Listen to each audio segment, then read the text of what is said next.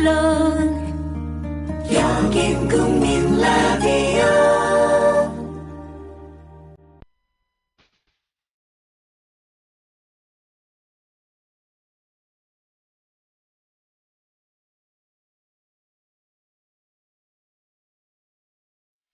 정치평론가 이강윤의 오늘.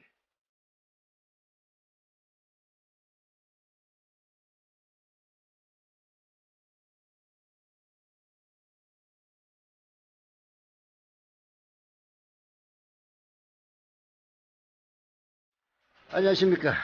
이강윤의 오늘의 이강윤이 아니라 땜빵 전문 서영석입니다. 아마 내일부터는 이강윤 선생 방송하실 것 같습니다. 원래 오늘 제 담당이 아닌데 이 담당자가 낙곱살 녹음이 있다고 사라지는 바람에 할 수 없이 들어왔습니다. 하지만 할 수 없이 들어왔지만 열심히 해보려고 합니다. 광고 듣고 오겠습니다. 정부에선 빚내서 집 사라는데 사야 할지 말아야 할지 모르겠어요. 사회생활 하려면 경제 지식이 필수인데 어디서 마땅히 배울 데도 없고. 뉴스를 봐도 뭔 소리인지 한 개도 모르겠고 누가 좀 속 시원히 알려줬으면 좋겠습니다. 아직도 신문이나 주간지를 통해 정보를 얻으시나요? 이제 보다 정확하고 심도 있는 실시간 현실 경제 정보를 받아보실 수 있습니다. 대한민국 대표 민간 싱크탱크 김광수 경제연구소. 김광수 경제연구소의 경제시평으로 현실을 꿰뚫어 보십시오. 가입 문의는 031-908-0172. 검색창에 김광수 경제연구소를 검색하세요. 기업 회원들을 위한 경제 보고서도 있습니다. 부장님, 대리운전은 뭐 부를까요? 대리운전 블랙박스 주는 1800-6606 대리운전이 있지 않은가? 20회 이용시 블랙박스를 주는 1800-6606 블랙박스 대리운전이요? 그럼 검색창에 블랙박스 대리운전을 검색해보게. 홈피에는 다양한 상품들도 있다네. 저기 부장님, 블랙박스 대리운전에서는 국민TV에 후원도 한다면서요. 자네도 블랙박스도 주고 후원도 하는 1800-6606 이용하게. 역시 대리운전은 1800-6606. 회식 후에 고고 안전하게, 고고 집에 갈 땐 고고 회식 후에 안전하게, 집에 갈 땐 고고 대리운전. 말로 거는 대리운전, 고고 대리운전. 1636 누르고 고고 대리운전. 네네, 고고 대리운전입니다. 이젠 누르지 말고 말로 걸자고요. 말로 거는 대리운전, 고고 대리운전. 엄마, 소나돼지는 안 돼요. 말하는 전화 문의는 1636 누르고 말하는 전화라고 말해주세요. 고고 대리운전 수익금의 일부는 국민TV에 후원됩니다. 네, 뭐 아시겠지만은 이강윤의 오늘은 4가지 코너로 진행됩니다. 먼저 국민TV 뉴스의 안은필 기자가 나와서 오늘 아침부터 오후까지 소식 요약해서 전해드립니다. 이어서 뉴스K 황준호 팀장이 나와서 미리 듣는 뉴스K 소개해드리고요. 이어지는 이강윤의 오늘 정가산책 시간에는 역시 청취자들에게는 익숙한 이름 높은 한국일보 양정대 기자가 나옵니다. 마지막으로는 프레시안 기획위원인 윤재석 선생 나오셔서 국제뉴스 설명을 해줍니다. 이렇게 하다 보면요 1시간 반 금방 흐르는데요. 청취자 여러분 본방 사수하시고 특히 질문하시고 싶은 질문하시고 싶은 사항이 있으면은 게시판에 올려주시기를 바랍니다. 또 하나의 공정 언론 국민TV 뉴스. 한국의 오프라인 뉴스, 온라인 여론, 국민TV 뉴스에 접속하시면 한눈에 만나실 수 있습니다. 또 하나의 진짜 언론 국민TV 뉴스. 뉴스.국민.tv, 미디어 협동조합 국민라디오, 국민TV의 자매 인터넷 신문, 국민TV 뉴스에 지금 접속하세요.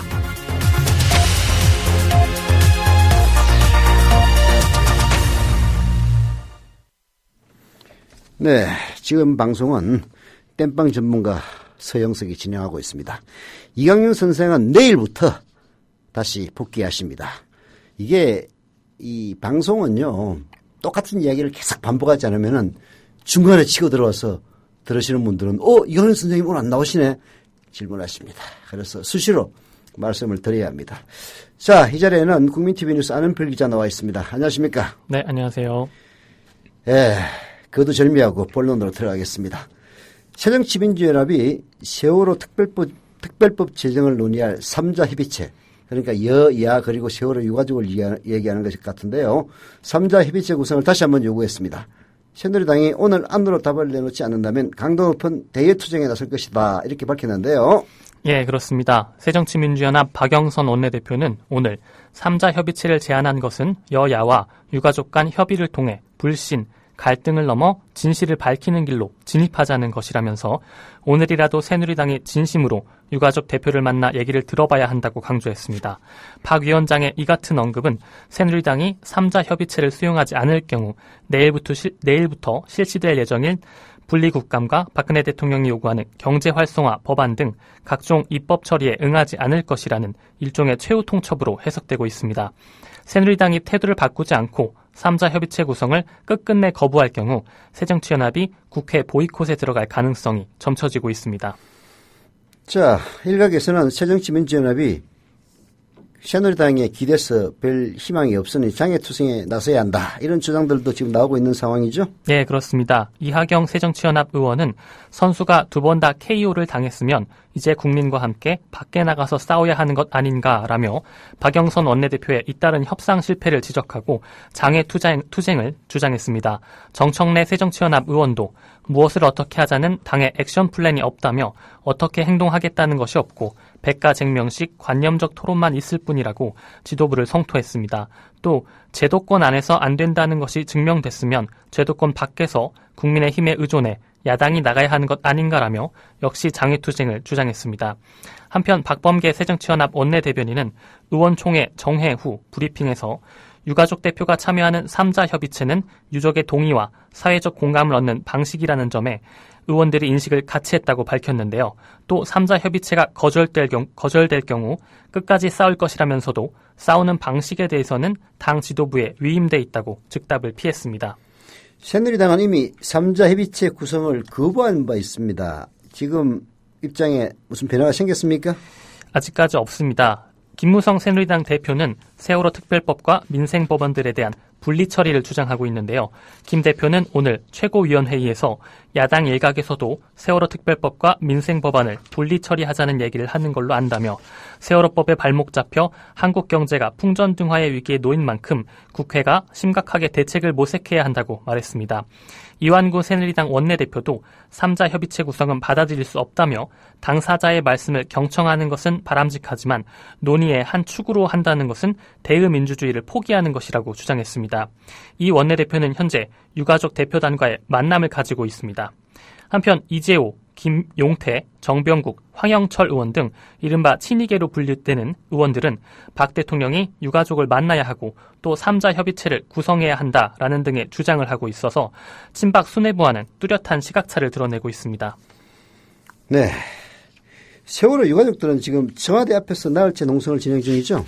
예, 그렇습니다. 세월호 유가족 40여 명은 오늘로 나흘째 청와대 인근의 청운동 주민센터 앞에서 농성을 벌이고 있습니다.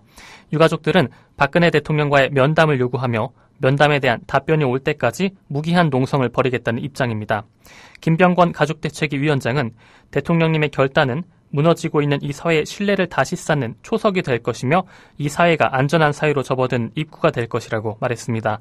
현재 주민센터 주변은 경찰버스 10여 대가 둘러쌌고 경찰 400여 명이 배치돼 모든 길목을 막아선 상태입니다.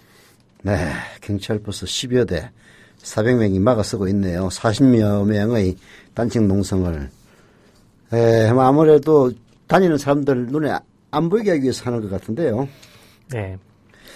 자, 시나리오 없는 얘기를 했습니다. 박근혜 대통령은 이 같은 유가족들이 면담 요청에 아직까지 아무런 답변을 하고 있지 않죠? 예, 그렇습니다. 박근혜 대통령은 오늘 수석비서관 회의에서 의회 민주주의를 근간으로 하는 국회가 국민을 대신해 부디 경제 활성화와 국민 안전, 민생 안정을 위한 핵심 법안들을 이번 8월 임시국회에서 꼭 처리해 줄 것을 부탁드리겠다며 의회는 국민으로부터 위임받은 엄중한 책임이 있고 의회 민주주의는 개인과 정당을 뛰어넘어 모든 국민을 향해야 한다고 말했습니다. 세월호 유가족들의 면담 요청은 무시한 채 모든 책임을 국회에 돌리고 있는 모양새입니다. 박근혜 대통령이 말하는 이 모든 국민에는 세월호 유가족들이 포함되지 않는 모양입니다. 박 대통령은 또 8월 임시국회가 시작됐는데 9월 정기국회는 예산국회이며 국정감사 국회로 진행되는 만큼 사실상 민생법안을 처리해 경제를 살릴 수 있는 유일한 기회라며 하지만 지금 이 기회가 국회에 묶여 한 발짝도 나가지 못하고 있다고 말하며 경제 살리기만을 강조했습니다. 그 경제 살리기라는 게 결국은 병원 영리화 시켜가지고 서민들 어렵이 인상시켜주는 그런 안들 아닙니까? 참. 네. 한숨만 나옵니다. 세월호 일반인 유가족들의 입장 발표가 있었습니다. 여야의 특별법 합의안을 수용하겠다는 내용이죠?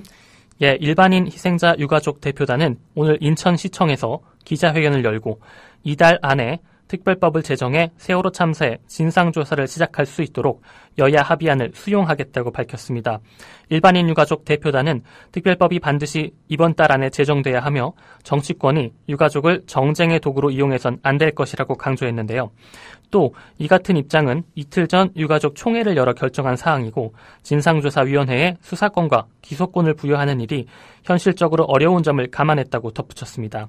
앞서 여야의 재합의안을 거부한 단원고 희생자를 중심으로 한 세월호 참사 가족대책위원회의 입장과는 대조되는 양상입니다.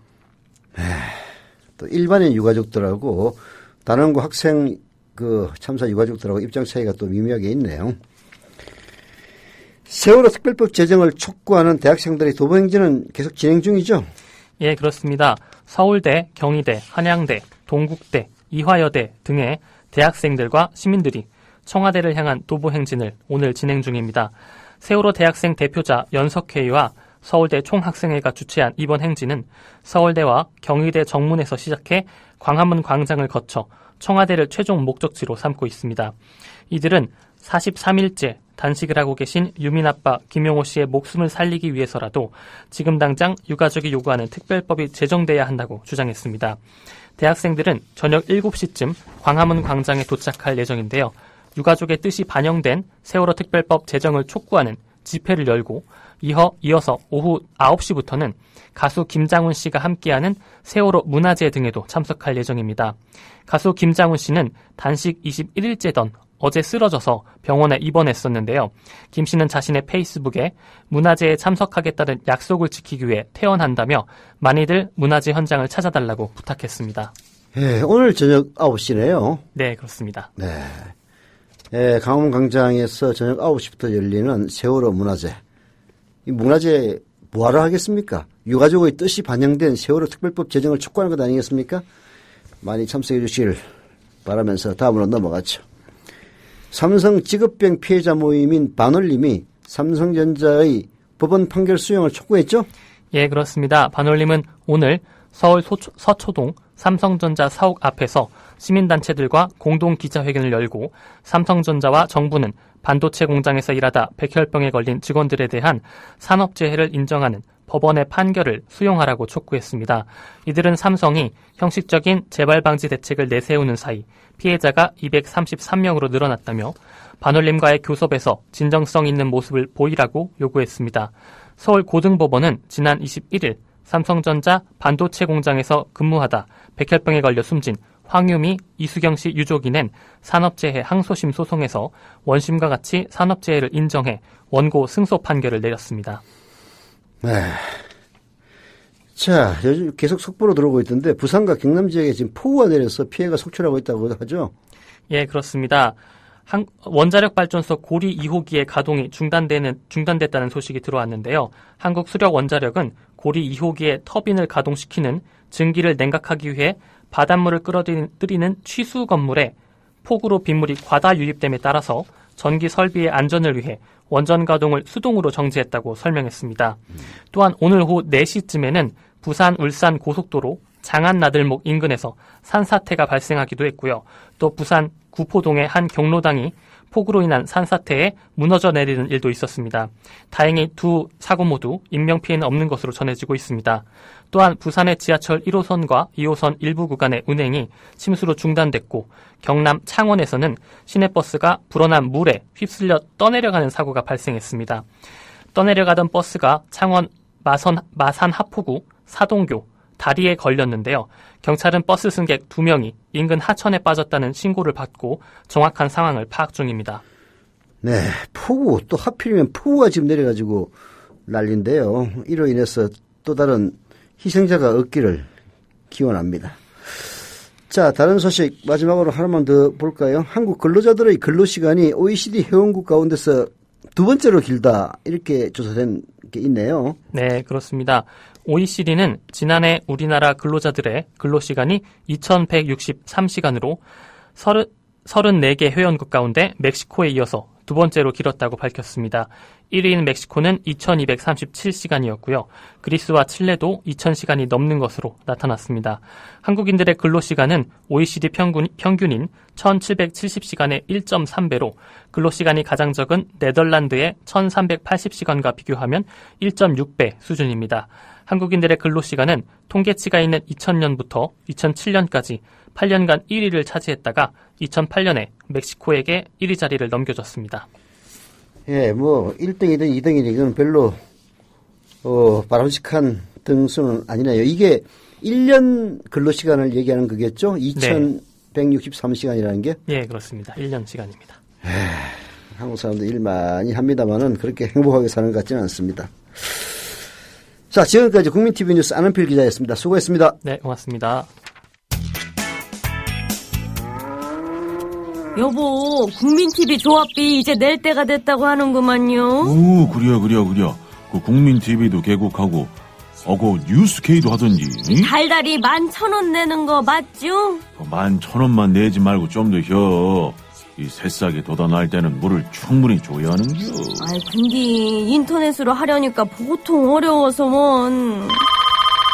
공정 언론을 꿈꾸는 미디어 협동조합 조합원이 해야 할 일. 조합비 납입입니다. 매달 고정 납입 어려우신가요? 월요일부터 금요일까지 아침 9시부터 저녁 6시까지 서울 전화 3144-0933, 3144-7737로 전화하세요. 사무국 요원들이 친절하게 안내해드리겠습니다. 서울 전화 3144-0933 또는 3144-7737. 여기는 진짜 언론, 미디어 협동조합입니다.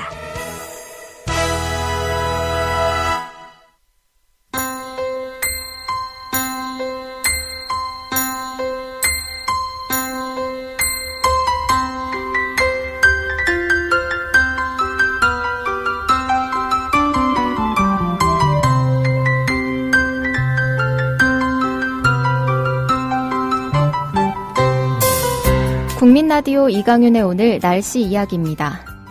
현재 수도권과 강원 내륙을 제외한 대부분 지방에 비가 내리고 있습니다. 특히 오늘 새벽부터 충청과 남부지방에 많은 비가 쏟아지고 있습니다. 충남과 호남 일부 지역에는 호우경보가, 그 밖에 남부 대부분 지역에는 호우주의보가 내려져 있습니다. 이 비는 낮 동안 전국에 내리다가 밤에 서해안부터 그치기 시작해 늦은 밤엔 대부분 그치겠습니다. 다만 강원 영동과 영남 동해안에는 내일까지도 비가 이어지겠습니다. 비가 내리는 동안 충청 이남 지방에는 벼락과 돌풍도 동반될 것으로 보입니다. 내일까지 예상 강우량은 남부지방은 30에서 80mm, 많게는 최고 120mm 이상 더 내리겠습니다. 충청과 강원 영동은 20에서 60mm, 서울 경기와 강원 영서지방은 10에서 40mm 정도입니다. 이번 주 목요일부터 금요일 사이에 제주도와 남해안에는 또 한 차례 비가 내릴 것으로 전망됩니다. 지금까지 변현주였습니다.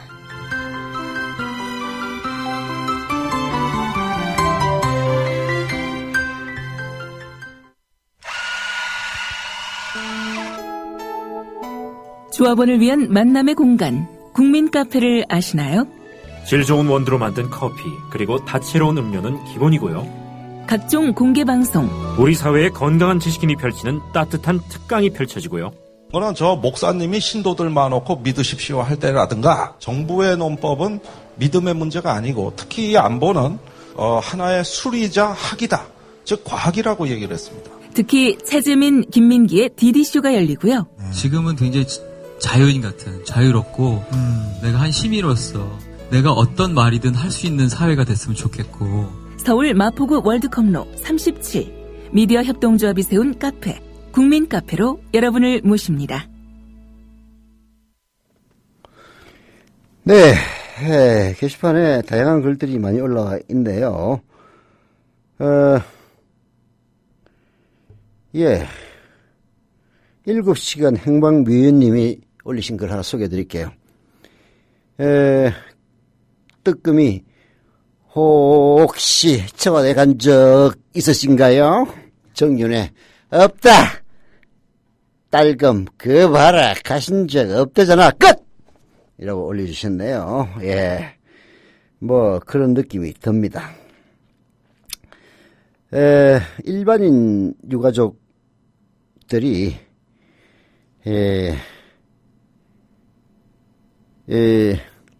기소권과 수사권 힘들다고 보고 여야 합의안을 수용하라 촉구했다는 그런 뉴스 보니까 참 답답하네요. 예. 답답합니다. 답답해요. 답답하지만 우리가 뭐 이런 일 한두 번 겪습니까?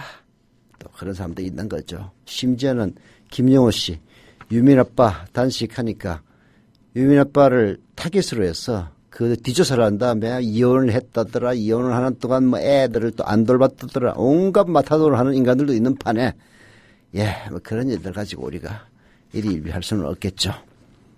세월호 유가족들이 원하는 세월호 특별법은 수사권과 기소권이 보장되는 특별법이고 그거를 새누리당이 받아들이지 않는다고 해서 그냥 좌절했다가는 모든 것을 한 발씩 두 발씩 양보하게 되는 겁니다. 자, 또 다시 진도 나갈까요? 두 번째 코너는 먼저 미리 보는 뉴스K, 프로 뉴스K 황준호 PD 연결해서 오늘 저녁 9시부터 방송되는 뉴스K 어떤 소식들이 준비되고 있는지 알아봅시다. 황준호 뉴스팀장, 뉴스 취재팀장. 나왔습니다. 예. 자, 뭐가 나옵니까? 좀 우선 하나씩 소개해 주시죠. 예, 오늘 우선 세월호 소식을 전해드려야 되는데요. 지금 지난 금요일 저녁부터 청운효자동 주민센터에서 유가족들이 밤샘 농성을 계속 하고 계시는데 지금 그 상황이 아침부터 기자들도 함부로 그 농성하는데 완전 경찰들이 둘러싸가지고 기자증을 내놓으라니 뭐 이상한 요구를 하고 있는 모양입니다. 그래서 뭐 사실 그런 무슨 회의 같은데 미리 어떤 약속을 하고 허가를 받고 들어가는 거라면 모르겠는데 그거 길에서 하는 농성인데도 불구하고 기자증을 내놓으라니 하는 요구는 정말 말도 안 되는 요구인데요. 오늘 아침부터 그런 상황이 계속 벌어지고 있고 그래서 저희 취재 PD들 같은 경우는 그 둘러싸여 있는 데에서 안에서 이제 한참 싸우다가 들어가려고 싸우다가 안에 계신 유가족분들이 데리고 들어가는 그런데 지금 나오지 못하고 있습니다. 거기서 둘러싸여 있는 데에서. 그러면 어떻게 뉴스를 대죠? 예.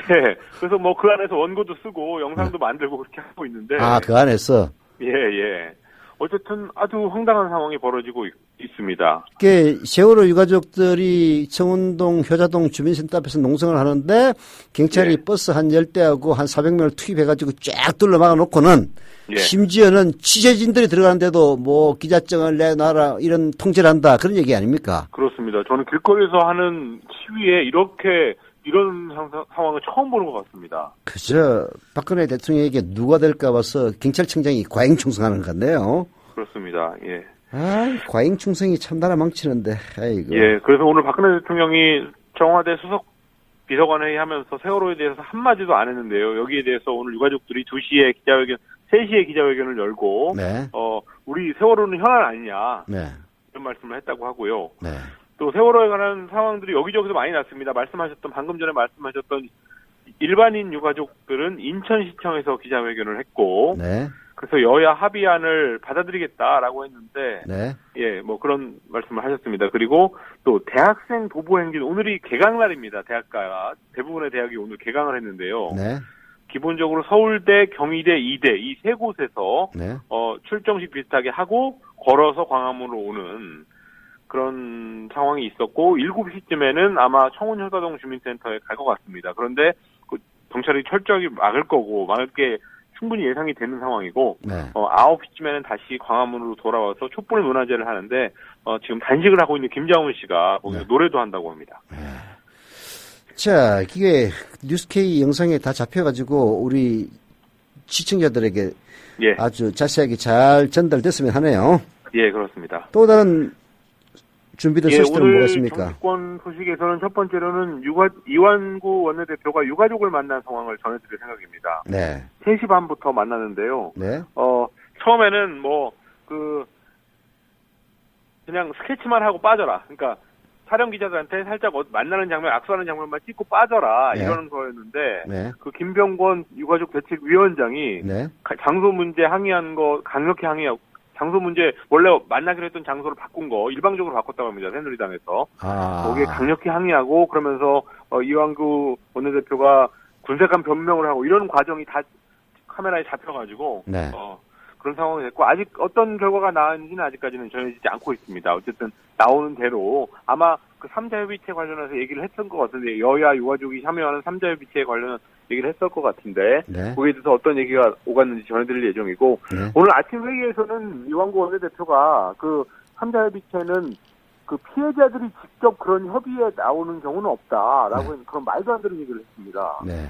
전에는 이제 피해자들이 직접 수사를 하는 경우는 없다. 네. 라는 논리로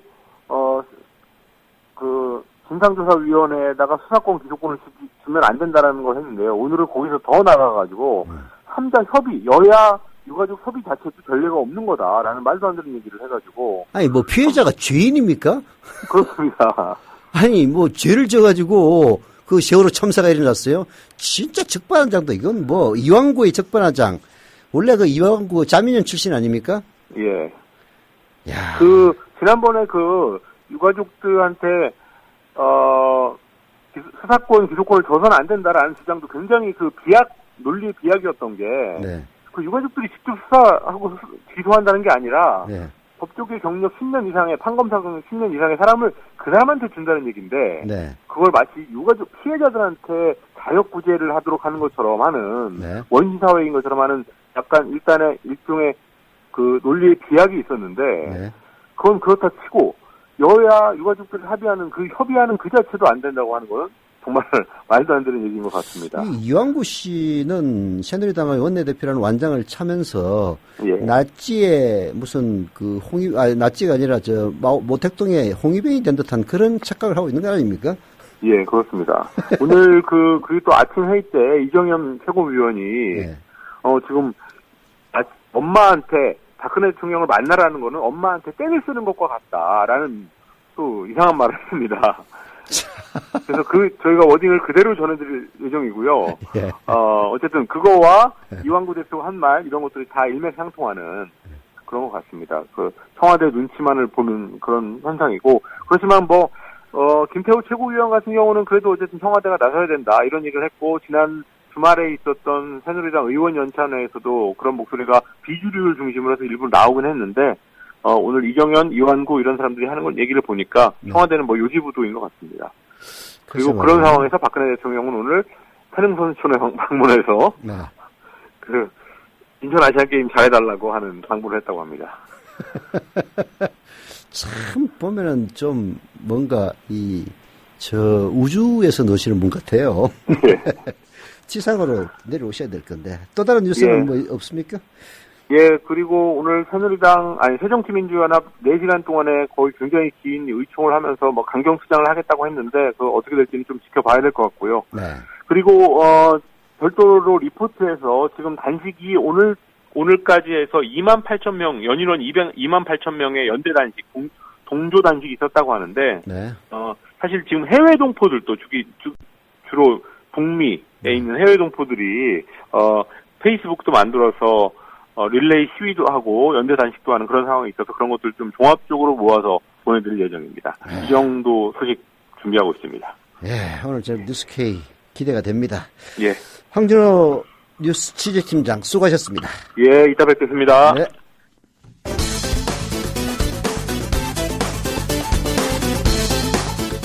(5월 16일) 청와대 박근혜 대통령이 세월호 유가족을 초청했는데 이 자리에서 박 대통령은 처음으로 특별법과 특검을 해야 한다는 입장을 밝혔는데요. 박 대통령은 우선 세월호 사고와 관련해 특별법도 만들어야 하고 검찰 수사 외에도 진상규명을 위해 특검도 해야 한다고 말했습니다.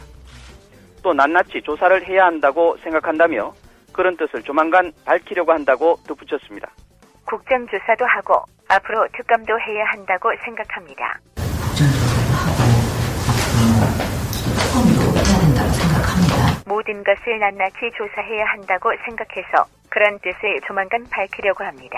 모든 것을 낱낱이 조사를 해야 된다고 생각해서 그런 뜻을 조만간 밝히려고 그럽니다. 진상규명에 있어서 유족 여러분들에게 여한이 남지 않도록 하는 것입니다.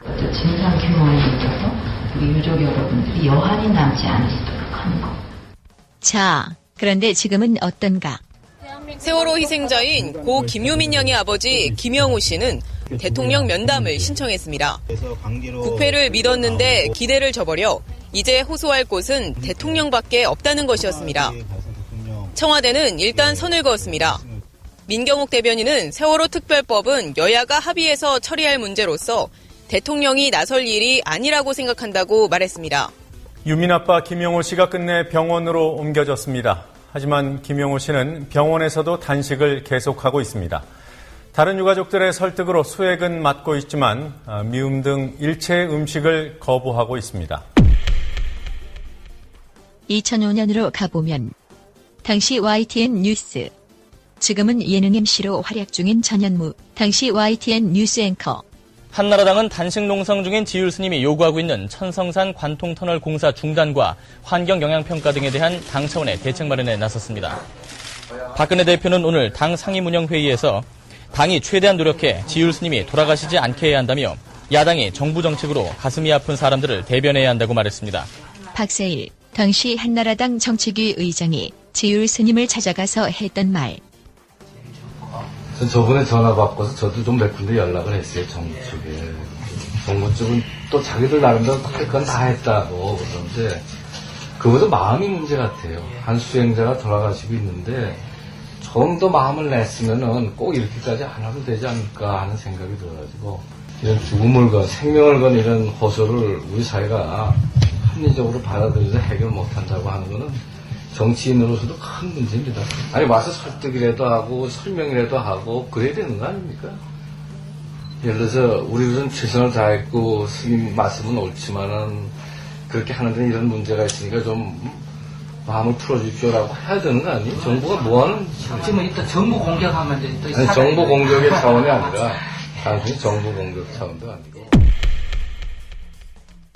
저희 가족들은 정말 이해가 안 됩니다. 세월호 참사의 진상을 규명하고 책임자를 처벌하며 안전한 사회를 건설하자는 저희 가족들의 요구가 왜 이렇게 안 받아들여지는지 알 수가 없습니다.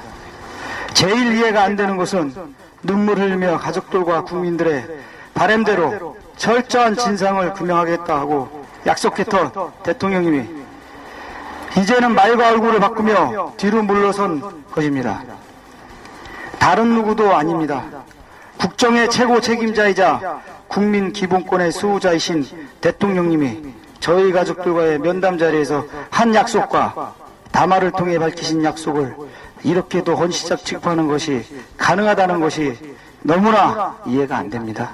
박근혜 대통령과 새누리당, 야당 때만 해도 이랬는데 죽음을 건 생명을 건 이런 호소를 우리 사회가 합리적으로 받아들여서 해결 못한다고 하는 것은 정치인으로서도 큰 문제입니다. 아니 와서 설득이라도 하고 설명이라도 하고 그래야 되는 거 아닙니까? 박근혜 대표는 오늘 당 상임운영회의에서 당이 최대한 노력해 지율 스님이 돌아가시지 않게 해야 한다며 야당이 정부 정책으로 가슴이 아픈 사람들을 대변해야 한다고 말했습니다. 새누리당은 결국 야당을 해야 제정신으로 돌아간다는 이야기.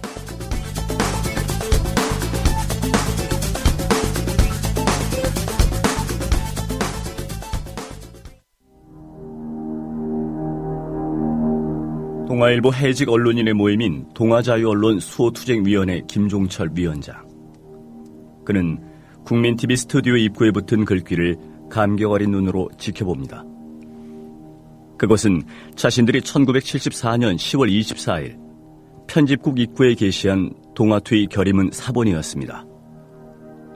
저기 스튜디오에 사진을 걸어놓은 거 보니까 저희 113명이 해직 당할 때 그것이 부당하다고 항의하시다가 자진 사퇴하신 송건호 선생님, 중앙정보부에서 받은 고문 때문에 파킨슨씨 병으로 몇 해 전에 돌아가셨고, 왜 국민TV는 40년 전 동아투의 결의문을 입구에 붙였을까요? 그 투쟁 정신을 이어받아 공정 언론을 건설하겠다는 의지 때문입니다. 이것이 어디 미디어 협동조합 몇몇 임직원만의 숙제이겠습니까? 죽은 언론인의 사회에 역사를 살아가는 모든 시민에게 던져진 사명일 것입니다. 미디어 협동조합의 조합원이 되주십시오. 국민점TV에 접속하시면 됩니다. 2014년 4월 1일은 한국 언론사의 역사적인 날이 되리라고 생각합니다. 동아투의 사람들 뒤에서 여러분이 원하는 모든 일을 힘껏 도와드리길 약속드립니다.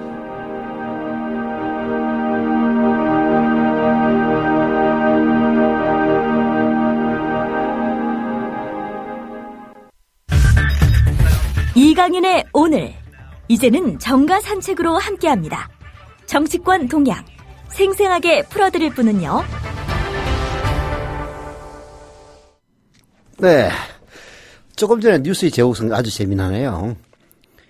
박근혜 대통령이 야당 대표 시절에 야당의 의무는 국민의 눈물을 닦아주는 것이다, 그러시던 분이 이제 와서 그렇게 매정하게 외면을 해서 정말 매정한 대통령이라는 소리까지 듣는 걸 보면은 격시지감이 듭니다. 사실 저하고 정가 산책 시간입니다. 한국일보 양정대 기자 나와 있습니다. 여보세요? 네, 안녕하세요. 네, 양정대 기자님. 오늘 네. 새누리당 이완구 원내대표가 처음으로 세월호 유가족들과 자리를 함께 했다는데 약속을 네. 어겨가지고 처음부터 설랑설레가 심했다던데 그 소식 좀 전해주시면서 분위기 전달해 주시죠. 예. 오늘로 지금 세월호 참사 발생한 지 벌써 130일이 됐는데요. 네. 그런데 집권 여당의 원내대표, 사실 여야 간의 이제 특별법 협상 관련해서 그리고 세월호 참사와 관련한 후속 조치 입법 과제가 사실 국회의 몫이기 때문에 그거 관련해서 사실 집권 여당의 이 원내대표의 역할 굉장히 클 수밖에 없는데 네. 그런데 이 새누리당 원내대표가 이 세월호 유가족들을 직접 이 공식적으로 만나는 첫 자리가 오늘에서야 성사됐다는 게 참으로 기가 막히지 않나 싶은데요. 네. 그런데 이제 어쨌든 어렵사리 어제 저녁 때부터 세월호 유가족 측에서 만남을 요청을 했고 네. 이완구 대표 쪽에서 이제 수용을 해서 오늘 첫 만남이 당초 4시로 예정이 돼 있다가 네. 이완구 원내대표의 일정 때문에 30분 정도 미뤄져서 4시 30분에 네. 당초에는 새누리당 원내대표실에서 국회 원내대표실에서 만나기로 했었는데요. 네. 그런데 새누리당 쪽에서 원내수석 부대표실로 회의 장소를 변경을 한 것을 두고 세월호 유가족들이 굉장히 강력하게 반발을 했습니다. 국회 본청에 네. 원내대표실과 원내수석 부대표실 아마 직접 그 방문을 해보신 청취자분들이 많지는 않으실 텐데 네. 잠깐 설명을 드리면요. 원내대표실은 이 모퉁이 쪽에 있어서요. 네. 굉장히 회의장이 넓고 큽니다. 네. 아무래도 원내대표가 이제 부대표보다는 훨씬 비중 있는 자리니까요. 네. 회의장이 굉장히 넓고 크고 깨끗해요. 그런데 이제 원내수석 부대표실은 좁지는 않고 그나마 한 10명 정도 이렇게 만나서 얘기를 나누기에 적당한 회의실이 있긴 한데 네. 이 한쪽에 좀 치우쳐 있어서 골방 비슷한 느낌이 좀 납니다. 네. 그래서 이제 새누리당에서는 무슨 이유인지 모르겠지만 어쨌든 10명이서 너무 횡한 굉장히 큰 회의장에서 하는 것보다는 좀 같이 이렇게 밀도 있게 논의를 하기 위해서 장소를 이쪽으로 바꾼 거다. 뭐 이렇게 설명을 했지만 사실 유가족들 입장에서 보면 마치 이렇게 오늘의 대면 자리에 의미를 퇴색시키는 듯한 네. 뭐 그렇게 좀 받아들이지 않았었나 싶긴 합니다. 그래서 초반에 좀 티격태격하는 그런 게 있었다가 결국 이제 원내대표실에서 네. 면담을 이제 갖고 지금 현재 진행이 되고 있고요. 그게 원래 약속대로 원내대표실에서 만나게 됐네요. 예. 그렇게 됐고요. 네. 그다음에 초반에 신경전이 한 차례 더 있었는데 네. 오늘 세월호 유가족 측에서는 김병건 위원장 또 유영근 대변인 등 해서 5명, 그러니까 박주민 변호사까지 해서 5명이 참석을 했고요. 네. 새누리당에서는 이완구 원내대표와 또 주호영 정책위 의장 그리고 김재원 원내수석 대표 또 김을동 최고위원 뭐 이렇게 이제 참석을 했는데 네. 유가족 측에서 주호영 정책위 의장과 이 김재원 원내수석에 대해서 회의 참석에 대해서 강하게 비판을 했습니다. 그도 그럴 것이 얼마 전에 김재원 원내수석 부대표가 세월호 유가족 중에서 이제 일반인 사고 희생자들 네. 이 가족들을 별도로 면담을 했었는데요. 네. 그게 이제 그렇게 면담을 하고 나서 네. 새누리당에서 공식적으로 입장을 표명한 게 세월호 일반인 희생자 유가족들은 2차 재합의안에 대해서 적극적으로 찬성을 하고 있다. 네. 그리고 배상 보상 문제에 대해서 굉장히 관심이 많고 그래서 이것도 좀 빨리 우리가 처리를 해야 될 상황이다. 이렇게 얘기를 하면서 마치 세월호 유가족들 사이에 이 단원고 학생 희생자들 유가족들하고 네. 일반인 희생자 유가족들 사이에 뭔가 큰 이 입장 차이가 있는 것처럼 그래서 세월호 가족대책위원회 지도부가 마치 좀 독단적으로 일처리를 하고 있는 것처럼 이 인식되게 만드는 그런 상황이 있었는데 네. 이것 때문에 세월호 유가족들이 굉장히 좀 반발을 한 거고요. 네. 또 주호영 정책위원장은 얼마 전에 공식 회의석상에서 세월호 참사를 일반 교통사고에 비유해서 네. 굉장히 논란이 컸지 않습니까? 예. 그것 때문에 이제 잠깐 좀 비판이 있고 또 반박이 있고 하면서 약간의 좀 고성이 오가는 신경전이 벌어지기도 했었습니다. 네. 지금 끝났습니까? 아직 안 끝났죠? 아직 제가 좀 전에 나올 때까지는 네. 계속 지금 면담이 진행이 되고 있는 걸로 지금 파악을 하고 나왔고요. 네. 지금 세월호 유가족들이 오늘 지금 이영구 원내대표를 만난 다음에 네. 바로 박영선 새정치민주연합 원내대표와도 지금 면담을 예정을 하고 있습니다. 네. 어제 세월호 유가족들이 박영선 원내대표하고 비공개 면담을 했다고 하고요. 네. 지금 전반적인 상황이 이제 여야가 지금 19일 날 2차 재합의안 발표 이후에 네. 사실은 좀 협상 자체가 지금 진행이 안 되고 있으면서 이 양측이 여야가 지금 협상 테이블에 마주 앉지도 않은 상황 아닙니까? 네. 전반적인 상황 자체만 놓고 보면 세월호 유가족들, 그러니까 이 당사자들이 이 국회의원들이 여야가 지금 틀어져서 이 한 발짝도 협상을 진전시키지 못하고 있는 상황에 대해서 이 유가족들이 직접 전면에 나서서 여당도 만나고 야당도 만나고 해서 이 둘을 협상 테이블에 앉히기 위해서 공분서주하는 그야말로 참 기막힌 현실이 지금 우리 눈앞에 펼쳐지고 있는 건데요. 네. 서로 유가족들이 어제 박영선 원내대표를 만나서 특검 추천권 관련해서 네. 좀 모종의 제안을 했다고 하고요. 그거에 대해서 야당 쪽에서는 대체로 오케이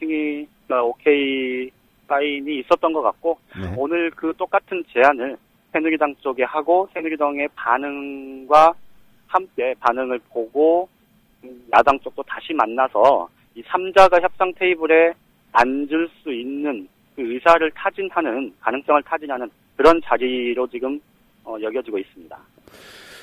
예, 그러면은 뭐 청와대는 뭐 속으로만 그렇고 뭐 겉으로 표출을 안 하겠지만 새누리당은 그 3자 협의체 구성 지금도 부정적이죠. 뭐 변한 건 없죠.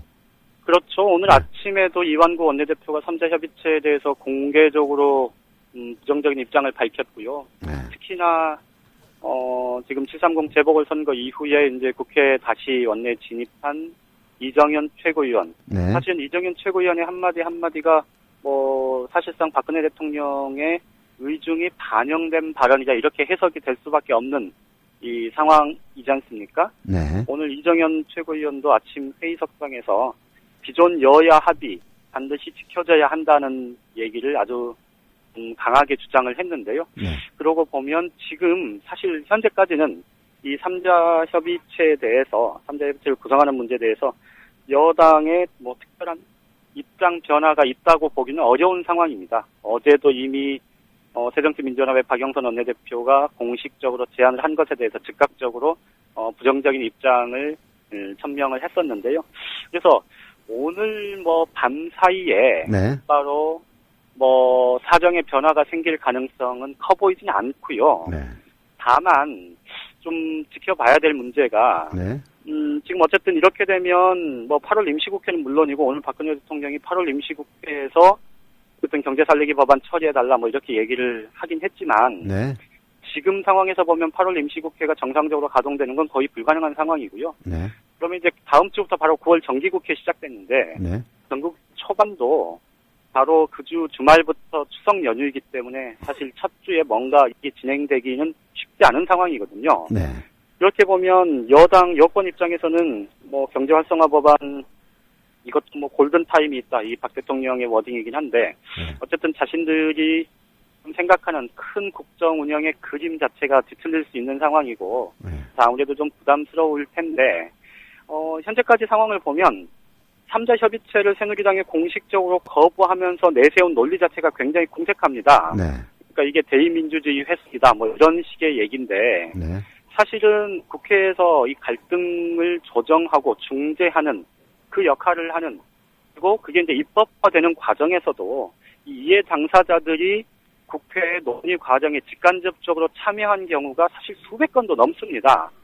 가장 비근한 예만 들어도 김무성 대표가 작년 연말에 철도파업을 중재할 때만도 지금 그 철도파업 당사자들의 의견을 이 김무성 대표가 직접 들어서 반영을 하는 그런 절차를 거치지 않았습니까? 그렇죠.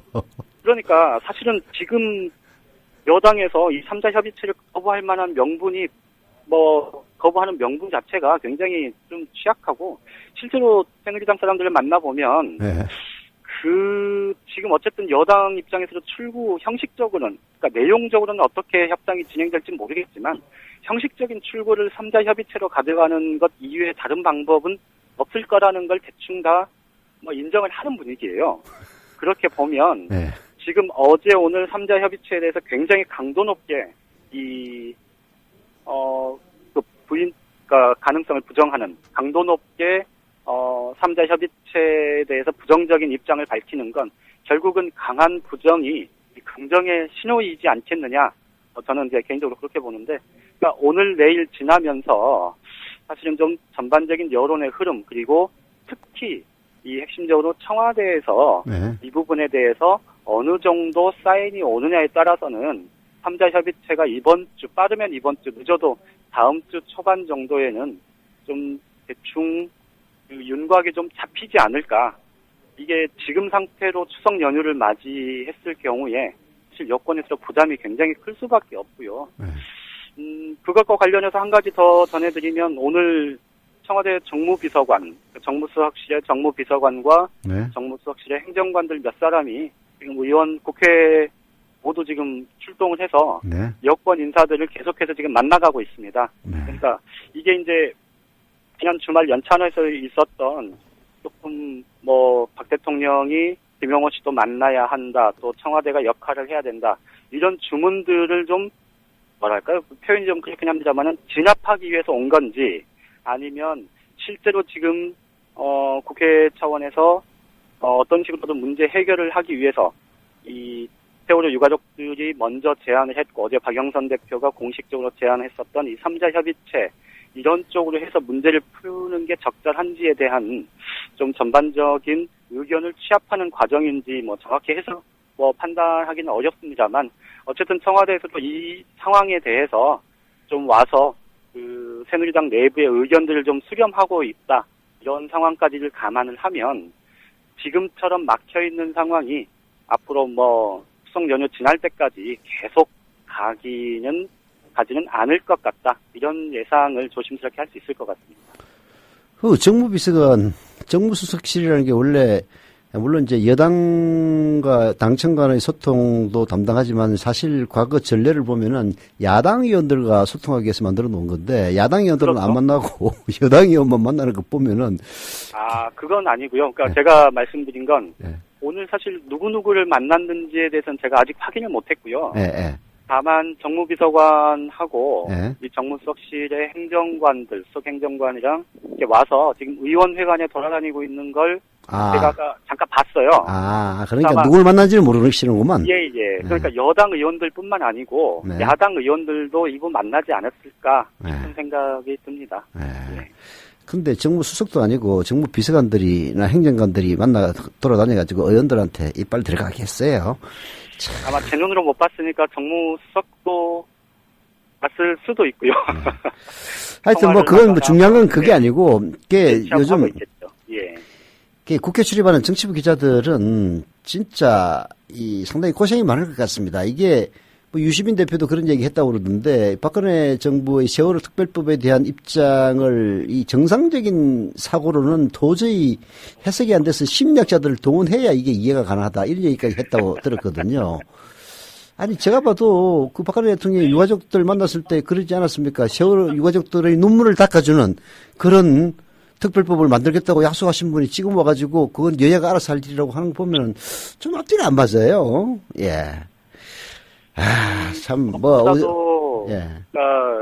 지금 여권 특히 이제 친박계나 청와대에서 나름의 우려가 있는 것 같습니다. 이게 이제 결과적으로 보면 그간의 과정에서 이 여야 정치권 내부에 서로 간에 상호 신뢰가 무너져 있는 게 근본 원인일 수도 있는데요.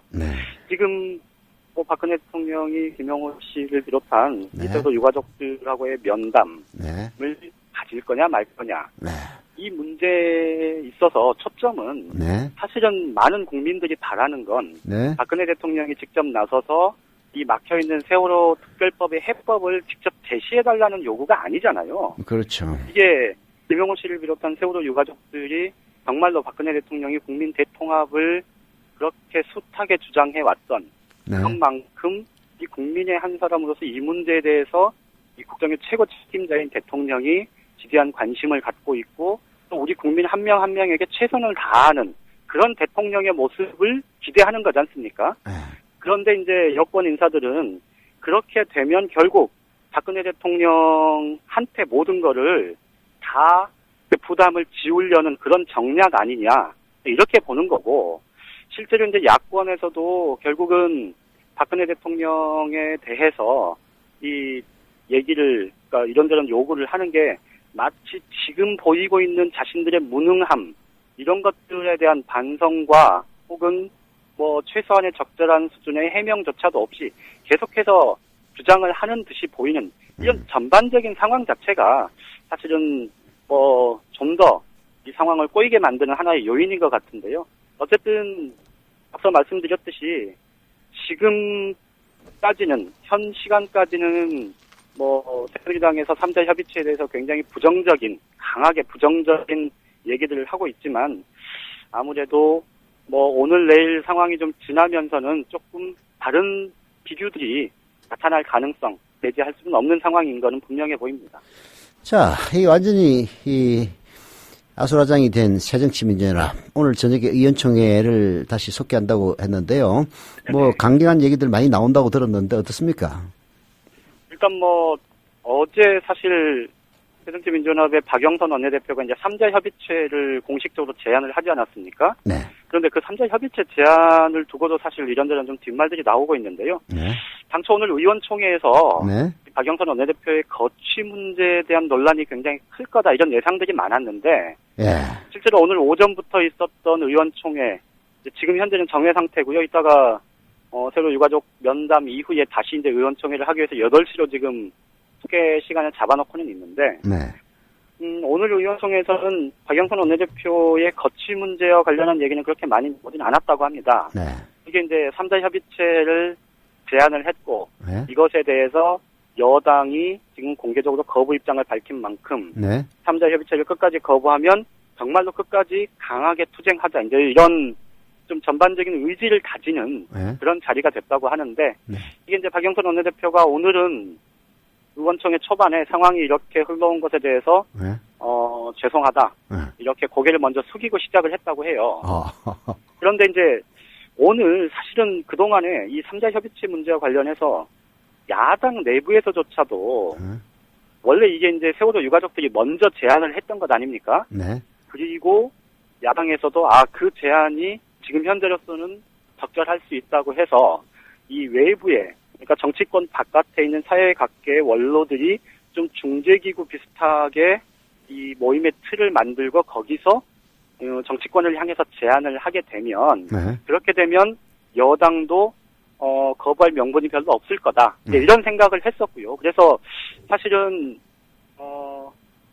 야당에서 그러니까 새정치민주연합에서 3자 협의체를 공개적으로 제안을 해오지 않았었는데 어제 불쑥 박영선 원내대표가 제안을 한 게 결국은 야당이 3자 협의체를 제안을 하니까 여당에서는 새누리당에서는 아니 왜 니네가 입법기관이면서 피해 당사자인 제3자를 끌어들이려고 하냐. 정말 무책임하다. 우리는 도저히 수용할 수 없다. 이렇게 강하게 반발을 하고 나서는 거고 박영선 원내대표가 어제 그 얘기를 굳이 왜 했을까를 짚어보면 이게 자신의 거취 문제에 대한 논란 이런 것들을 좀 사전에 차단하려는 그런 의도도 있지 않았겠느냐 이런 해석이 나오고 있는데요. 어쨌든 오늘 의원총회가 8시에 섞게 되더라도 박영선 원내대표의 거취 문제와 관련한 구체적인 얘기가 좀 진전되지는 않을 것 같고요. 지금은 3자 협의체를 여당에게 제안을 해놓은 상태 그리고 그 이후에 여당이 받지 않았을 때 어떻게 할 거냐라는 좀 그런 결의를 다지는 그런 자리의 성격으로 오늘 의원총회는 계속 진행이 될 것 같습니다. 적전 분열을 하지 않겠다. 뭐 그런 각오인 것 같네요. 네, 뭐 좋게 해석하면 그렇게 해석을 할 수 있을 것 같습니다. 하여튼 박영선 원내대표 또 참 두 차례 삽질이 그 사임으로 물러나야 연결돼야 되는데도 불구하고 그런 얘기 안 나온다는 것은 야당에 또 처하고 있는 어려운 현실, 인재난 이런 것도 한몫하는 것 같습니다. 그렇죠. 자, 양정대 기자 수고하셨습니다. 예, 고맙습니다. 네. 국민 라디오와 국민 TV를 다시 읽고 듣고 보실 수 있습니다. 대한민국 공정언론의 산실, 미디어 협동조합이 만든 인터넷 신문. 기자들이 현장에서 보내온 생생한 속보, 전문가들의 깊이 있는 분석. 국민 TV 뉴스. 국민 TV 뉴스. 국민 TV 뉴스. 국민 TV 뉴스. 공정 뉴스의 관문 news.국민.tv. 지금 접속하세요.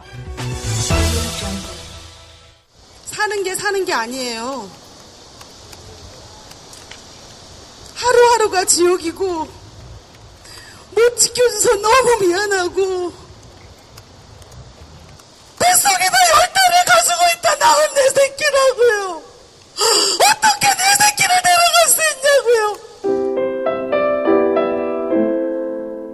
안전한 세상을 만드는데 너와 내가 따로 없습니다. 그 작은 노력, 바로 세월호 특별법 제정입니다. 겹겹이 가려진 세월호 사건의 진실, 그 환부가 드러나야 수술할 수 있습니다. 수사권이 부여된 세월호 특별법이어야만 합니다. 지금 sign.세월호416.org에 접속하셔서 서명해 주시기 바랍니다. 다시는 이런 비극이 없는 세상을 만드는 힘, 그 힘을 sign.세월호416.org에서 함께 모아봅시다. 지금 여러분께서는 정치평론가 이강윤이 진행하는 이강윤의 오늘을 듣고 계십니다. 이강윤의 오늘은 팟캐스트 포털 팟빵에서 다시 들으실 수 있습니다. 의견과 건의가 있으시면 게시판에 남겨주세요. 네, 이어지는 순서에 앞서서 게시판 소개 하나만 잠깐 해드릴게요. 재밌습니다. 여러분 님이 올리는 건데요. 현 정부를 설명하는 데 필요한 사람들은요. 이게 이제 엊그제 유시민 지필가가 작가가 어디 산 강연에서 뭐 이 정부를 설명하는데 심리학자들이 필요하다 한 그 얘기를 듣고 하신 얘기인데요. 현 정부를 설명하려면은 제일 먼저 범죄 심리학자가 필수라고 합니다. 그 다음은 신경정신과 의사가 필요하고요. 세 번째로는 마약 전담반의 분석가가 필요하답니다. 그리고 맨 마지막이 악건입니다. 더불어 롯데호텔 매니저가 있어야 한다고 합니다. 네. 무슨 얘기인지 잘 모르겠어요. 그냥 읽었습니다. 저한테 시비 붙지 마세요. 그러나 저에게 시비를 붙을 가능성이 있는 분이 앞에 나와 계십니다. 국제뉴스 비껴보기에 윤재석 프레시안 기획위원님 나와 계십니다. 안녕하십니까? 안녕하십니까? 한 가지 짚고 넘어가겠습니다. 네. 진행하시는 데는 분이 갱상도 사투리를 그렇게 아직도 못 버리고 현 정부를 행정부 이게 뭡니까 도대체? 좀 고치십시오. 경상도 사람들의 문제는 뭐냐? 전라도 사람들은 표준말을 빨리 배워요. 근데 경상도 사람들은 30여 년 내지 40여 년을 집권해서 그런지 사투리를 안 고쳐. 아, 그거는 오해입니다. 이게 이 액센트가 세기 때문에 잘 못 고치는 것 뿐입니다. 자. 그리고 또 한 가지 잡담 제하고요. 네, 예. 진행하시죠. 네. 사건을 몰고 다니는 윤재석 위원. 어제 샌프란시스코 인근에서 규모 6.1의 지진이 발생했다고 합니다. 네. 미국 캘리포니아 북부 베이 에어리어라고 그러는데 네. 여기서 24일 새벽 현지 시간으로요. 네. 1989년 이후 4반세기 만에 최대인 규모 6.1의 지진이 발생했습니다. 이 지진으로 100여 명이 다치고 네. 아까 오후 현재 120여 명인데 아마 좀 더 늘어날 수 있겠습니다. 네. 집계가 되면은. 네. 그리고 정전과 단수. 이건 뭐 거의 삼류국가 수준의 이제 상황으로 벌어지는 건데. 네. 건물과 도로 등이 굉장히 많이 파손됐고 현재 지질조사국 추산에 따르면 우리 돈으로 1조 원, 네. 미국 돈으로 10억 달러 규모의 재산 피해가 발생했다고 합니다. 네. 그 지진 발생 지역은 뭐냐면 샌프란시스코에서 북북 동쪽으로 약 50km 떨어진 지점. 여기서 오전 3시 20분 44초 우리 시간으로는 서머타임 적용해서 오후 7시 20분 44초에 발생이 됐는데 네. 잘 아실 거예요. 진앙이 포도주 산지로 유명한 네이퍼 카운티. 네. 이곳은 어디냐면 아메리칸 캐니언 북서쪽 6km, 네이퍼시 남남서쪽 9km, 발레오시 북북서쪽 13km, 소노마시 남동쪽 14km, 그리고 주도인 세크라멘토 서남서쪽 82km 지점에 위치하고요. 진원 깊이가 10.8km밖에 안 되니까 피해가 더 클 수밖에 없죠. 네. 참고로 네. 저는 이 네이퍼 밸리에 숱하게 가봤습니다. 그리고 특히 이 샌프란시스코에서 1년 머무는 동안에 네. 심심하면 가서 그 무료 와인 시음을 하고 돌아왔습니다. 물론 음주운전 했는지 안 했는지에 대해서는 얘기를 안 하겠습니다. 아니 와인을 너무 많이 마신 모양이네요. 우리 하느님께서. 이게 원래 여기 캘리포니아 쪽이 환태평양 조산대의 지진대죠. 때문에 이게 사실 지진이 많은 것 아닙니까? 그렇죠. 이게 뭐 대지진이 한두 번 일어난 것도 아니고 그 역사를 좀 얘기해 주시죠. 예, 이 북부 캘리포니아 사실 북부는 아닙니다. 완전 북부는 아니고 중부에서 좀 더 올라간 중북부라고 할 수 있겠는데 네. 이 샌프란시스코 에어리어는 정말 큰 지진이 많이 났습니다. 네. 기억하시겠지만은 뭐 낮지는 않으셨지만 기록으로 보셨겠죠. 1906년에 규모 8.3 엄청난 대지진이죠.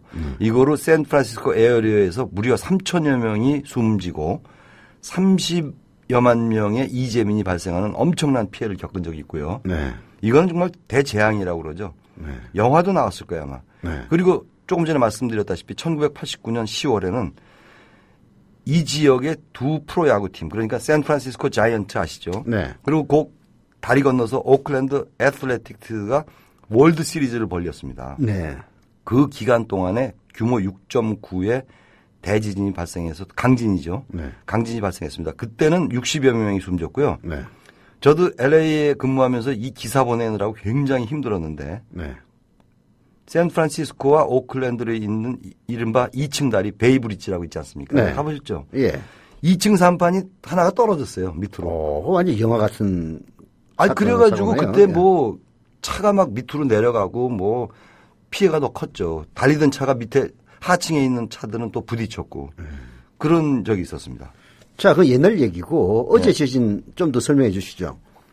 이번 지진 강도는 4반세기 전에 일어났던 6.9의 지진 이후 최대 지진이라고 할 수 있겠는데 네. 이번에 아직까지는 다행히 사망자는 없는 거로 밝혀졌습니다. 물론 좀 더 집계를 해봐야 되겠지만 그래서 120여 명이 다쳤고 네. 일부는 이제 입원 가려 중인데 로스앤젤레스 타임스하고 뉴욕 타임스 보도에 따르면 네. 중상자의 경우는 이제 3명 정도로 지금 추산이 되고 있고요. 심지어 벽 난로가 떨어져서 그 조각에 그 벽돌 조각에 네. 맞아서 다친 어린이가 1명 포함되어 있는 것으로 알려졌는데 네. 지진으로 이 지역 일대 건물들이 지붕과 벽이 무너졌는데 이게 미국 건물들이 좀 현찮잖아요. 네, 일부러 뭐. 좀 약하게 만들거든요. 이 환태평양 단층대에 있는 그 건물들은 목조 건물들이 많습니다. 일부러 그렇게 만든다고 그러던데요. 예, 일부러 그렇게 만드는 허접하게 보이는 게 아니고 예. 이게 지진이 났을 때 피해를 최소화할 수 있는 설계. 그러니까 이제 일본의 경우는 내진 시설을 굉장히 강하게 하고 네. 이쪽 이 태평양 에어리어에 있는 이 서태평양 지역 에어리어에 있는 미국 건물들은 조금 목조 건물로 약하게 짓습니다. 그런 차이가 있습니다. 어쨌든 그런데 네이퍼 시티에는 이제 드디어 또 비상사태가 벌어졌지 않습니까? 그럼 비상사태가 미국에 지금 두 곳 있죠. 미주리주 퍼거슨시하고 여기하고. 그러니까 이게 나라입니까 도대체? 나라죠. 아무리 넓어도. 나라가 크니까 이런 일이 벌어지는 거죠.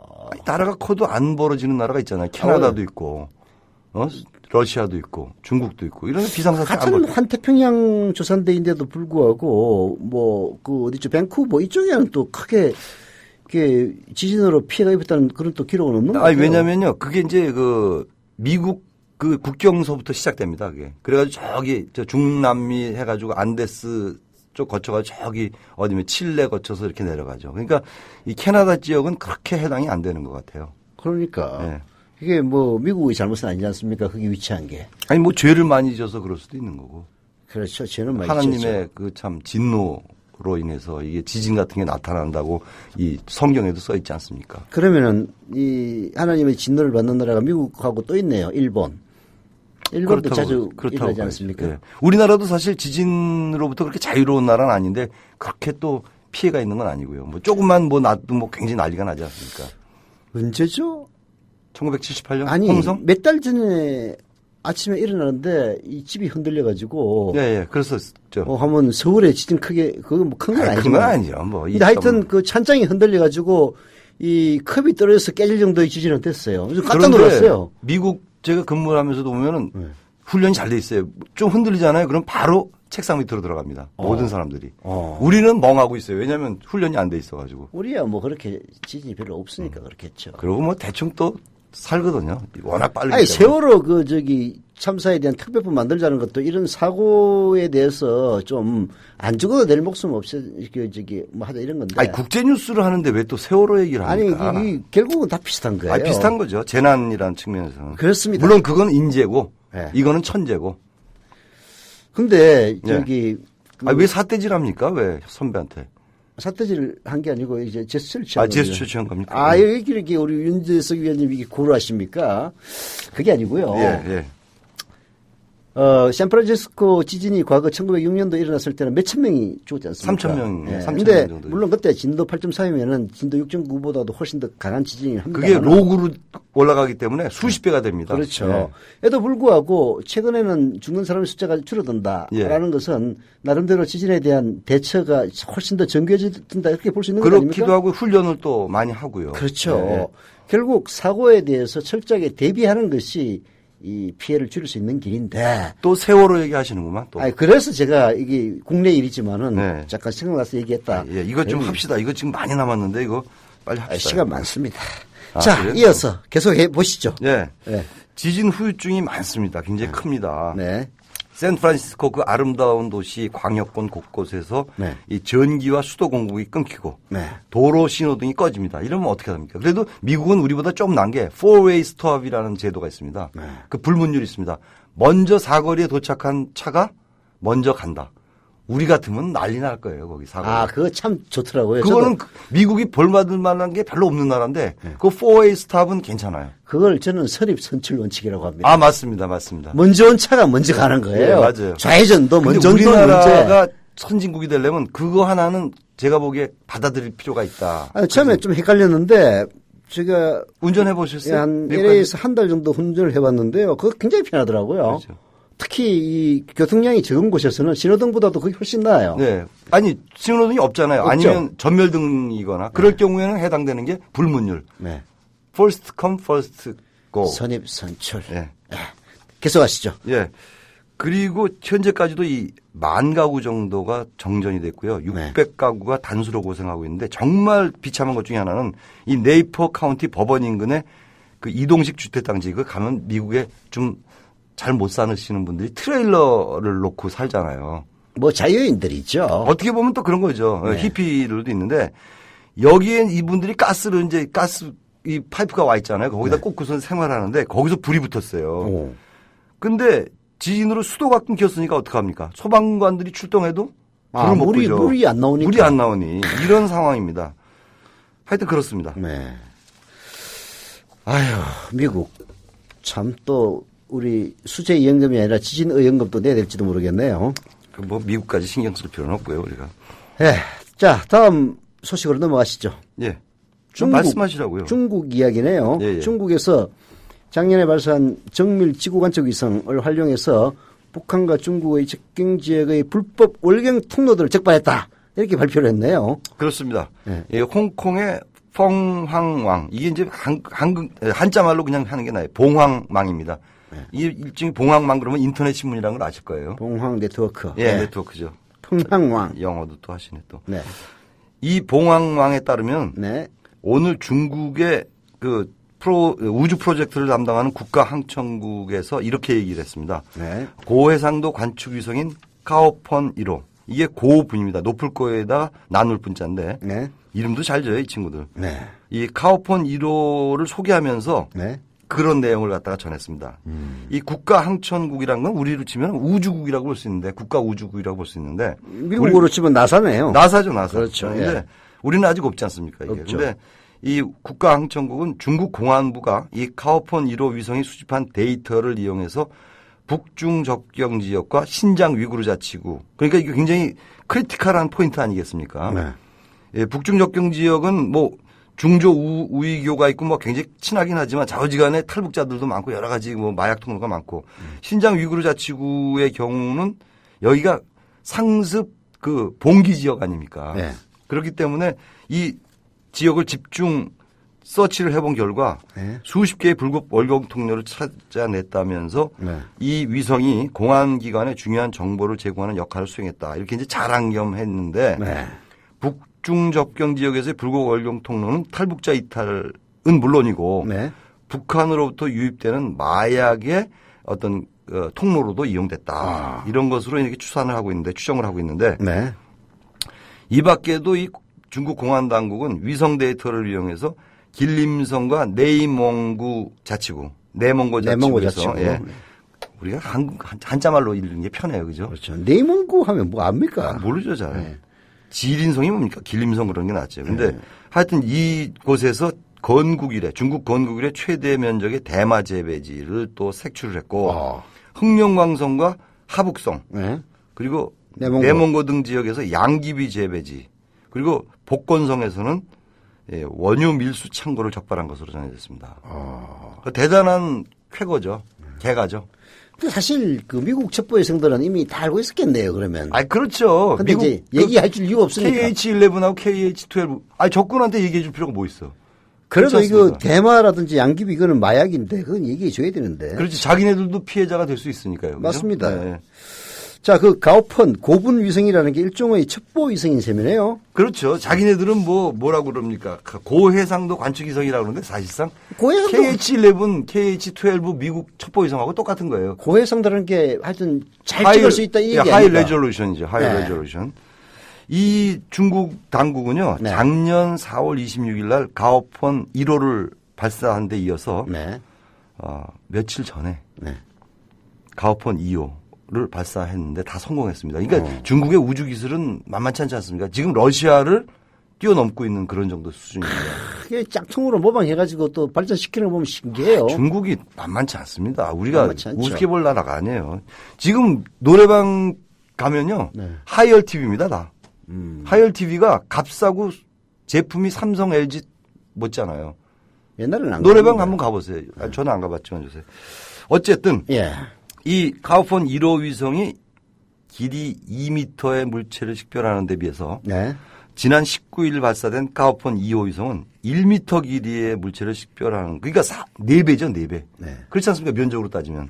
4배 정도의 더 고화질의 해상 능력이 있다. 이렇게 된 거죠. 미국 위성은 센티미터 단위라고 그러던데. 아니, 그래도 아직은 멀었죠. 미국 그죠. 하려면. 근데 예. 그럼에도 불구하고 이 정도만 되면은 그 비밀 크니까. 통로를 네. 색출할 수 있는 것이죠. 그 아울러서 이 중국은 고해상토 위성 관측 시스템이 아니라 첩보 위성 시스템을 네. 우리끼리 얘기해서 네.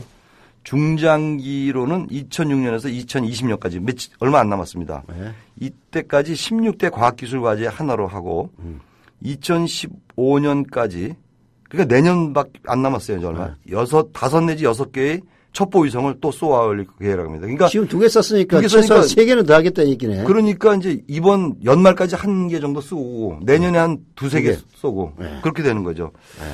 그리고 전반적으로 2020년까지는 어찌됐든 네. 이 첩보 위성과 지상 관측 다른 시스템을 통합해서 전시, 전천후, 전지구 감시 시스템을 구축한다. 그렇다 하면은 미국도 아주 정교하게 관찰하겠다. 이런 얘기 아니겠습니까? 뭐 어차피 서로 다 관찰하는 거죠. 뭐. 근데 우리는 계속 이제 관찰만 당하는 거죠. 우리도 뭐 저기 쌀려고 하고는 있잖아요. 근데 맨날 뭐 저 러시아 그 로켓 때문에 맨날 그 네. 돈만 주고 뭐 편치 않잖아요. 이게 사실 이제 대륙간 탄도탄 그 발사체 기술이 바로 위성 발사 기술하고 똑같아가지고 똑같죠. 단지 궤도가 있느냐 아니면 똑바로 쏘아 올리느냐 이 그래서 아마 차이거든요. 이 분야 기술은 북한이 굉장히 더 앞서 있을 것 같네요. 당연하죠. 참 북한한테 이 국방비를 40배나 더 쓰면서도 북한보다도 맨날 그냥 그러니까 빨리 통일을 시켜가지고 우리가 그 장거리 미사일 기술 그리고 핵폭탄 제조 기술 이걸 다 우리가 접수를 하면 됩니다. 이게 뭐 굉장히 그런 쇼비니스트적인 얘기인지 모르지만 공상과학 소설도 많이 나오죠. 아니 공상과학 소설이 아니죠. 기술은 남는 거 아닙니까? 머릿속에 있는 건데. 근데 그 김정일 일당들이 김정은인가 김정일은 저 지옥에 있겠지. 그 일당들이 그냥 순순히 내주겠어요. 아니, 또 이걸 주면 되잖아요. 자, 마약 얘기가 나왔으니까 말인데요. 네. 최근 중국 동북 삼성 지역에서 북한산 마약이 퍼지면서 심각한 사회 문제로 대두되자 중국 당국이 아주 강력한 마약 퇴치 조치를 내놓고 있다면서요. 그렇습니다. 중국 사법당국은요. 지난 7일 길림성 연변 조선족 자치주 중급인민법원이 북한산 필로폰 3.75kg 이게 뭡니까 이게? 3.75kg이면 필로폰이면 수백억 그렇죠. 원 되는 거예요. 예. 이 막대한 양을 중국으로 몰래 들여와서 판매한 30대 북한 남성에 대해서 사형 집행을 한 바 있는데요. 네. 사실 그 동안에 그 마약 그 필로폰 운반책으로 연루돼 가지고 중국에서 사형 집행당한 우리나라 대한민국 사람들도 꽤 많지 않습니까? 예. 근데 그게 또 우리 그 공관 당국에서 이걸 제대로 커버를 못 해가지고 구할 수 있는 생명을 못 구한 아무리 죄를 졌어도 우리 대한민국 국민인데 네. 이걸 데려와야 되는데 그냥 방치했다가 사형 집행당한 적이 꽤 있습니다. 자, 아베 신조 일본 정권의 동북아 고립주의에 편성해서인지 일본 국민들도 고립화를 자초한 것으로 조사했다면서요? 역시 그 백성들은 좀 어떻게 보면 또 우민들이 많은 것 같아요. 일본인 2명 중 1명은 한일 정상회담을 서두를 필요가 있느냐 이렇게 생각하는 것으로 조사가 됐습니다. 니혼 게이자의 신문과 TV 도쿄가 22일에서 24일까지 사흘 동안 실시한 전화 여론조사에 따르면 한일 정상회담을 서두를 필요가 없다는 응답이 47%를 차지했다고 합니다. 정상회담을 빨리 열어야 한다는 답변 39%. 그러니까 사실 어떻게 보면 이건 그 통계적 의미를 찾는다면 그렇게 큰 차이가 있는 건 아니에요. 모른다 뭐 이런 대답도 한 뭐 20% 될 거 아니겠습니까? 그죠? 근데 중일 정상회담에 대해서도 비슷한 답변이 나왔습니다. 45%가 서둘러 추진할 필요가 없다. 39%는 빨리 열어야 한다. 비슷하죠, 굉장히? 예, 결국은 아베 신조 정권의 고립주의가 결국은 일본 국민들로부터는 지지를 받고 있다 이렇게 봐도 되겠네요. 지지를 받고 있다기까지는 뭐 가지 않더라도 네. 그냥 그러려니 하는 거죠. 아주 그 소위 그 일본 국민들의 그 저항에 부딪히고 있지는 않다 이렇게 볼 수 있는 거죠. 네. 이런 좀 고개를 갸우뚱하게 하는 통계가 또 하나 있다면서요? 그렇습니다. 마이니치 신문이 같은 시기에 벌인 전화 여론조사에서는요. 네. 11월에 중국 베이징에서 열릴 예정인 아시아 태평양 경제협력체 APEC이죠. 네. APEC 정상회의에서 중일 정상회담을 열어야 한다는 의견이 84%로 나왔습니다. 그러니까 앞에 조사하고는 좀 달리 나온 그 결과인데 네. 중일 정상회담을 빨리 열어야 한다는 의견이 39%에 그친 니온 게이자이 신문과 너무나 대조적인 결과에 의아해하는 그런 사람들도 꽤 많다. 또 설문에 문제가 있는 거 아니에요?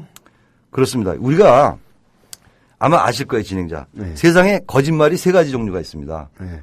이건 제가 얘기한 게 아니라 어느 학자가 얘기했는데 지금 잊어버렸어요. 네. 세상에 거짓말이 보통 거짓말이 있고요. 새빨간 거짓말이 있고 그보다 더 센 거짓말이 통계입니다. 네. 왜냐하면 통계에 있어서 설문에 따라서 결과가 얼마나 차이가 나는가. 우리 대선 조사할 때 나오잖아요. 그래서 어떻게 했길래 그렇습니까? 좀 설명해 주시죠. 예. 이 질문의 미묘한 뉘앙스 차이 때문인 것으로 이 두 그 여론조사의 결과가 이렇게 크게 차이가 난다라고 이제 할 수 있겠는데. 네. 니온 게이자이 신문의 경우는 질문이 뭐냐. 중국과의 정상회담에 대해 어떻게 생각하냐. 답변 1. 일찍 개최해야만 한다. 2. 서두를 필요가 없다. 이렇게 됐어요. 그러면 뭐 대충 서두를 필요 없다고 가는 거지. 그렇죠. 가는 거죠. 근데 마이니치 신문의 경우는 좀 자세하게 했어요. 질문.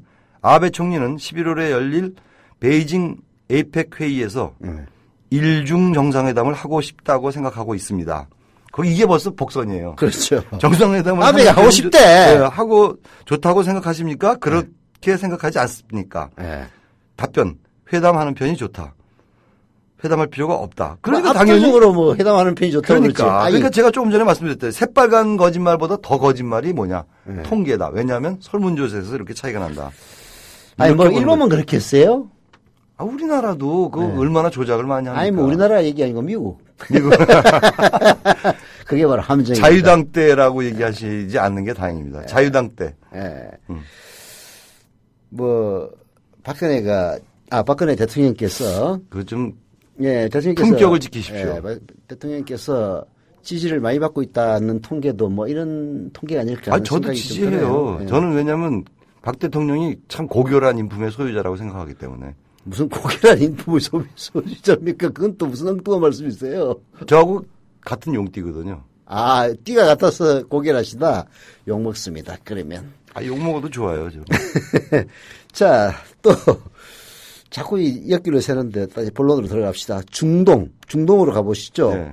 중동의 극렬 무장정파인 또 이슬라믹 스테이트 어쩌고 하는 밀리턴트 이슬람 국가 이 얘기 더 들은 거 없습니까? 진행자 이거 국가가 아니란 거 아시죠? 이름만 정파입니다. 이름만. 지난 시간에 국가로 뭐 얘기를 자꾸 하셨잖아요. 그래서 제가 설명을 또 드렸잖아요. 이슬라믹 스테이트 밀리턴트. 번역하면은 이슬람 국가 무장단체 이렇게 해석이 되는 건데 국가란 건 지들이 그냥 꼴린 대로 붙였던 이름입니다. 그 말씀을 그렇게 하시면 안 돼. 저하고 얘기할 땐 좀 품격을 지키십시오. 아니, 계속하세요.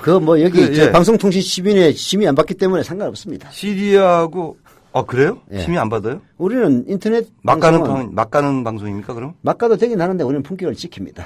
지키시는 게 그렇게 꼴리는 대로 이렇게 말씀하시고. 그건 꼴린다는 이야기는 그렇게 품격이 없는 얘기 아닙니다. 예. 계속하시죠. 굉장히 감성적인.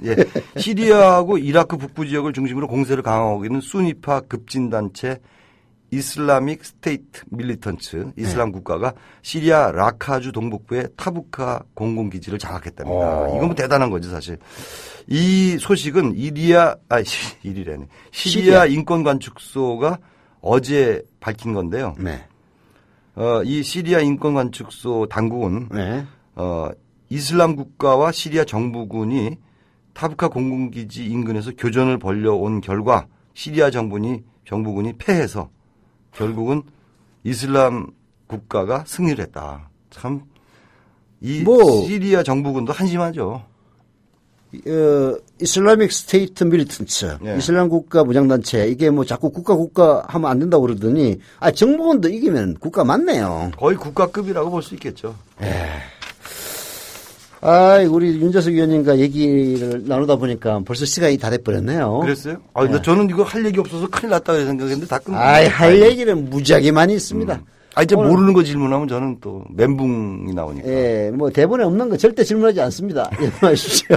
그러나 저는 오늘로서 끝입니다. 내일부터 이강윤 선생하고 잘 놀아주시길 예, 맞습니다. 부탁드리면서 오늘 이강윤의 오늘 국제뉴스 비껴보기 윤재석 프레시안 기의원이었습니다. 감사합니다. 수고하셨습니다. 예, 수고하셨습니다.